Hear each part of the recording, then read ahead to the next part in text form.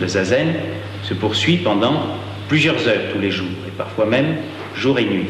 Mais elle est interrompue par une méditation en marchant, c'est-à-dire que l'état intérieur demeure, mais la posture est différente. Toute l'attention est concentrée dans le pouce. À chaque respiration correspond un demi-pas.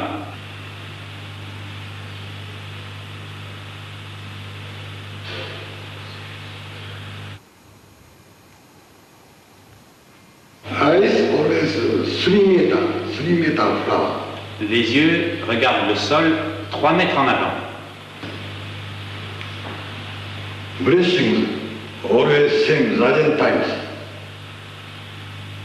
C'est la même respiration que dans le zazen, c'est-à-dire la méditation en posture assise. La respiration zen, c'est la respiration inverse de la respiration qu'on a coutume de faire. Quand on dit à quelqu'un respirer maintenant, le réflexe des personnes, c'est de faire bon.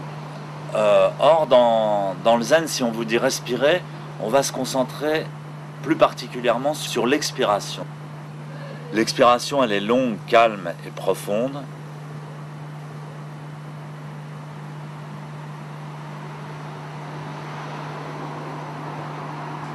Elle est ancrée dans le sol. L'expiration peut durer jusqu'à 1 minute, 2 minutes, selon l'état de concentration et de calme. Elle peut être très douce, très imperceptible. On étudie d'abord cette respiration en insistant comme la vache.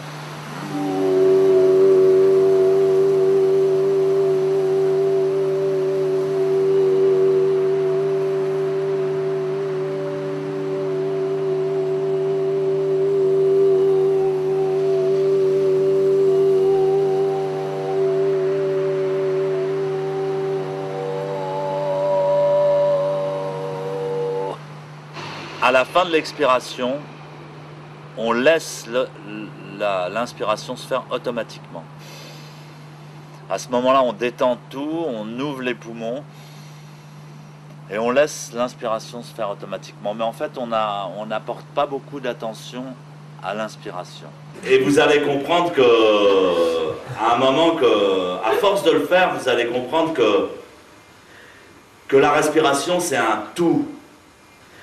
C'est un cercle. Souvent, les maîtres dessinent un cercle.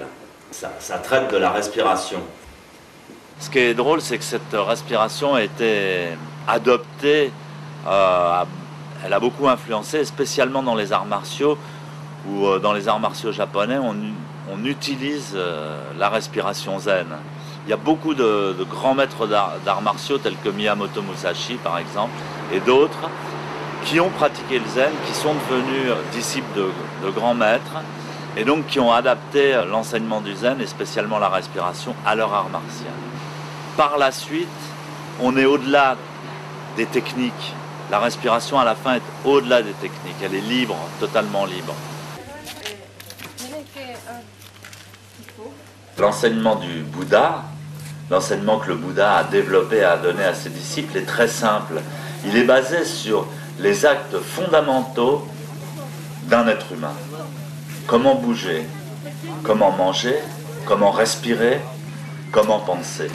Et enfin, bien sûr, comment s'asseoir pour réaliser sa divinité.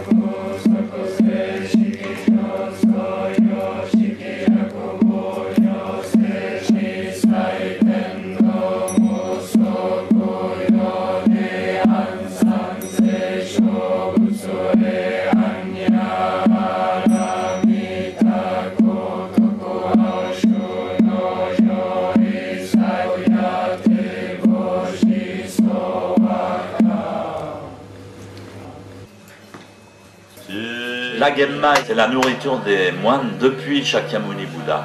Les légumes qu'on a sous la main, on les mélange avec du riz et on fait cuire très longuement tout ça avec beaucoup d'attention, avec beaucoup de concentration. Et c'est vraiment une nourriture transmise depuis Bouddha et en Chine et au Japon, et on mange cette même nourriture traditionnelle. C'est vraiment le corps du Bouddha. Alors quand on va prendre son repas, on se pose la question, pourquoi est-ce que je vais manger ? Alors évidemment, un animal ou un être rustre ne va pas se poser cette question, il va sauter sur son assiette et manger.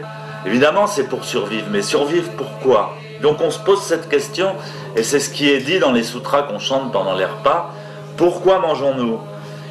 D'où vient cette nourriture ? Qui l'a préparée ? Qui a cultivé le riz, les légumes, etc. Qui a préparé la cuisine, etc., etc. Donc, dédicace, remerciement à tous ces gens-là.